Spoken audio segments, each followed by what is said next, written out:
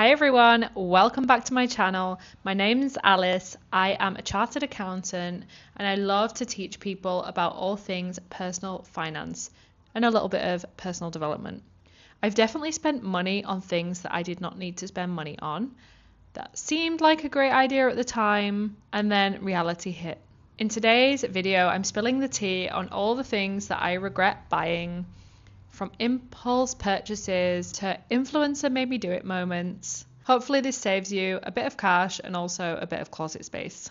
Okay, number one, expensive skincare. I used to love YouTube and blogs for skincare, and the amount of money I have spent on skincare products over the years is obscene.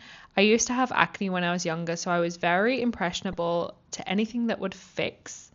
And actually now I use a very simple routine with the same products each time, and my skin has never been better. One major purchase I regret, and I don't want to talk crap on this company because I think the ethos is amazing, but it is Mirandica's Cora Organics. It broke me out. I spent hundreds of dollars on getting all of her products. I got very excited. I got like the acai serum, I got the moisturizer, I got the cleanser, I got body oil, face oil, and honestly, it broke me out. I had really bad acne and I spent hundreds. So I still have some sitting in my cupboard and it's just there wasting away. I should probably give it to somebody who maybe is not as sensitive to skincare products. But yeah, that's one of my big regrets. You know, I've actually never gone into buying like La Mer and La Prairie, Switzerland, and these kind of things. Agustin Bernida, is that what it's called? So I think that my mistake on this one isn't too bad, but nonetheless it could be better. Okay, number two, things that I regret buying. I bought a course for Pinterest marketing. So I spent a lot of money on one of these influencer courses for Pinterest marketing. I thought I am going to do affiliate marketing through Pinterest. Well, of course, it doesn't really work. I was consistent for almost a year posting on Pinterest and I had no results, pretty much no results. So I spent a lot of money on this course and it didn't help me in any way. So I really regret that. I think in general, you have to be careful when it comes to influencer courses. There's so many courses being sold these days. And of course, some of them are valuable, but I feel like a lot of these courses, you can learn the content just through watching YouTube videos and it's not really required. So I guess the one thing it does make happen is that you stay accountable. You've paid for it. You know, you have to complete the course. That totally makes sense. But I think a lot of these courses are BS. Okay, number three, this links to what I was saying in my other video, which is things that were really worth buying. So click here if you want to watch it. But I mentioned in there that something I regret purchasing is expensive candles. So Jo Malone, Diptyque, these are very expensive candles. And to be honest, they're not worth it. The smell is not that strong. And also they don't last a long time. And even if they do, you know, the majority of these candles are burning toxic fumes. Candles are really toxic. So I'm sure there are brands out there that are not. And so they probably may be worth it. But for me, as I said in my other video, I use essential oils. So I love these Neal's Yard organic essential oils. They are really worth it for me. They're organic. They're 100% natural. You put it in a diffuser, which is not very expensive, with water, and it makes your room smell amazing. And it's healthy and not too expensive because once you buy one of these, this lasts you a long time. Number four, something that I regret buying is a lot of cheap clothes. So when I was younger in the UK, I used to go to Primark and buy a lot of clothes. No hating on Primark, it works for a lot of people. But I personally prefer buying less things, but better quality pieces. And yeah, I spent a lot of money on Primark clothes and now a lot of them have holes in it. A lot of them are in the bin, a lot of them charity shop, which I guess is great. But I don't use a lot of them. So I kind of had to like restock my wardrobe and go shopping a lot again. And to be honest, it's not to say that I don't buy cheap clothes now. In Spain, Zara and Mango is very good, very, very affordable because it's from here and I do buy a lot of clothes from there. I know fast fashion.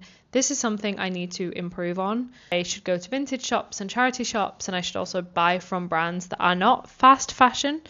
But yeah, something I regret buying when I was younger is definitely a lot of cheap clothes, like from Primark, and things that I'm just not going to wear. Also, things that are in trend, like a temporary trend. So right now I know butter yellow is in fashion. I actually have this in my hair. I need to wash my hair. I have a butter yellow dress that's cute, but I wouldn't buy everything I have in butter yellow. And in the past, I would have got carried away with the trend and just bought a lot of things in that color. But that is not going to last forever. So you want your basics, in the wardrobe, like your black t-shirt, your white t-shirt, your white trousers, a mini dress, a maxi skirt, a denim jacket, a leather jacket. Like all of these basics I think are really worth spending good money on and not buying cheap versions. They'll last forever and then you won't have to keep buying more clothes. Number 5 for me was buying things for YouTube that I didn't end up using. So when I started thinking about doing YouTube videos, I bought a ring light. I bought a physical big microphone, and that is now just sat at my mom's house in the UK. I don't use it. I actually bought this mini mic that you can see here. I think it's relatively okay. It's not super expensive, and obviously I will invest in a better one as my channel grows. But I think that right now I'm filming on my iPhone. I am filming with this. Like, it's not worth it at the start of your YouTube journey or content creation journey in spending a lot of money on equipment until you know you can be consistent. And I couldn't be consistent in the past. I've been really good at being consistent on this channel recently, but if you can't be consistent, there's no point in spending that money. And of course, those things might come in handy now, like the ring light. But I live in a really bright apartment. I don't need a ring light. I have this microphone, so for me, that was a waste of money. Number 6 for me was my Fitbit. So I bought a Fitbit and like wearables, and then I had a Whoop. I really like Whoop. I really do like Whoop as a concept. I'm really glad I had it for a year because I could really understand metrics and how all of that works. But it did stress me out. Honestly, I was really stressed about it. And the Fitbit, I lost the charger and then I couldn't find another charger. So my Fitbit's sitting in my drawer. And then the Whoop, I also lost the charger. Do we see a pattern here? So I have a Whoop and I have a Fitbit, but I'm just not using them anymore. So I think it was kind of a waste of money. I mean, the Fitbit, yes, I think. However, the Whoop, I don't think was a waste of money. As I said, it helped me learn my metrics. But I think in general, buying the newest wearable is a waste of money. Like, just buy one that you like. And if you want to stick with it, stick with it. But if not, then, let it go. Okay, number 7, something I regret buying is fake handbags. So I've also never bought really like a real fancy handbag like Dior, Chanel, Louis Vuitton. It's just not me. I don't feel like I need to buy those things and flash those things. For me, it's a waste of money. I mean, I would rather invest €2,000 than spend it on a bag. Like, kudos to you if that's your thing and you like it, and I totally get it, but it's just not for me. But at one point in my life when I thought I did want that and I couldn't afford it, I bought like bags from people on the street. In Spain, it's like very common. I have this YSL bag and it feels pretty good quality, but because I mentally know it's fake, I am not going to wear it. Like, I don't want to flash the brands anyway. That's not me. And then on top of it, if it's fake, it's just not me. I would rather just buy a good quality handbag from Cezanne or from, a upper high street store, or Massimo Dutti, have a good quality handbag. I mean, one thing that actually is worth buying that I didn't mention in my other video is this Longchamp bag. I know everybody has these Longchamp bags, but for me, I can just put loads of stuff in it and it's just very, very useful for me just to put my laptop and go to work. And it's around €100, I think. It's not expensive, and I really like it. But yeah, I think these kind of bags are more useful than buying fake designer bags. If you want to buy the real thing, cool. Like, I will not buy a fake one again, that's for sure. Yeah, I don't think I'll buy a real handbag. Maybe one special one in the future, maybe, but fake bags, never again. Okay, number 8. I regret buying an expensive diary. I think I spent around 50 quid, €50, $50, more in dollars, on a Diary of a CEO 1% diary. Okay, I like Diary of a CEO. I like Stephen Bartlett, I really do. But spending that much on a diary for me was just not worth it. I now have this time boxing planner where you can box in your time every day. You have today's priorities, you have a brain dump, and you have the time block. And this was around €5 from Amazon, and it's amazing. And it was €5. So I did not need to spend €50 on a diary. I did enjoy the diary. I liked putting in the goals at the start, seeing what the 1% were that I could do to make that goal happen, but you do not need the diary to do that. And also after like a few weeks, I just like filled in the diary for the sake of it and with not much detail, and it just felt like it was a waste of time and a waste of money. So for me, an expensive diary is not worth it. I now also have this 5-minute diary from Flying Tiger. I think it was like €5, and every day you do a reflection morning and night. And these kind of diaries you can buy super cheap, and it's not necessary to, have like a bullet journal and all these fancy diaries. I really think that you will commit to it if you want to, not because you have a fancy diary. There were the 8 things. I honestly don't have that many more, and I don't think that I often buy that many things that I don't need. So I always buy things when I need it. Occasionally I might buy something from the store if it's cute, even if I don't need it. But often I only buy things I need. Like I just bought this bottle because I needed a water bottle.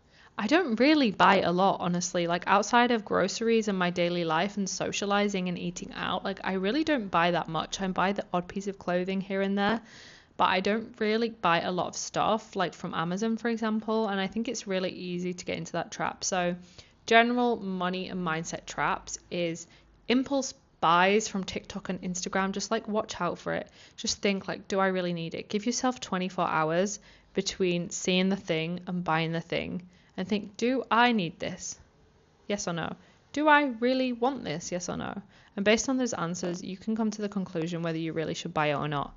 And you will know in your intuition if you should, but you need to give it 24 hours because in an instant, you're going to say, yes, I want it. I'm going to buy it. And you don't need it. The second mindset trap that I want to make you aware of is buying for a new routine that never happens or that never happened. You might buy an expensive diary, you might buy a meditation app, you might buy a red light face mask, you might buy all of these things and you say, okay, tomorrow I'm going to do this, followed by this, followed by this, followed by this. You can't implement that many habits at once. If you've read Atomic Habits, you know that you need to stack it one by one. It's not realistic that you're going to implement that many habits. So do not go and buy a lot of stuff for this new routine because it's unlikely that you're going to stick to that new routine unless you do one thing at a time. Number 3 is the treat yourself trap. So I totally understand, for the girls, when you're in your luteal phase or, you're going through a breakup or you're having a hard time at work, it's like, I'm going to treat myself to this. I'm going to treat myself to that. And it can feel good in the moment, but it usually doesn't feel that good after. So keep in your memory, like the things that you've bought that feel good after and the things that you've bought that feel bad after or neutral, and really understand what kind of purchases are very short-lasting joy. And if there's something that's a very short-lasting joy, it's most likely that you shouldn't buy it. Of course, in some circumstances, like, if you're having a really bad day, you don't want to cook, you really want to enjoy a pizza, do it. But buying a nice handbag or buying some nice skincare to give you that dopamine when you don't feel good, you just need to watch out for that trap because that will waste a lot of money and it's just not necessary. So if this video made you feel seen, give it a like, please. It helps my channel more than you know. I'm really trying to grow my channel. I really think I have a lot of knowledge to share about personal finance and even personal development. I've been working on myself for over 10 years. I'm 30 years old. I really, really think I have a lot to give. I know there's a lot of these channels, but I really hope you'll stick around on this channel. And if you can like it and make a comment, that would really, really help. Subscribe, etc. All that good stuff. In the comment, drop your biggest regret buy so I know that I'm not alone. And remember, it's not a bad purchase if it made a good story. So we live and we learn. Okay, right. See you later. Bye.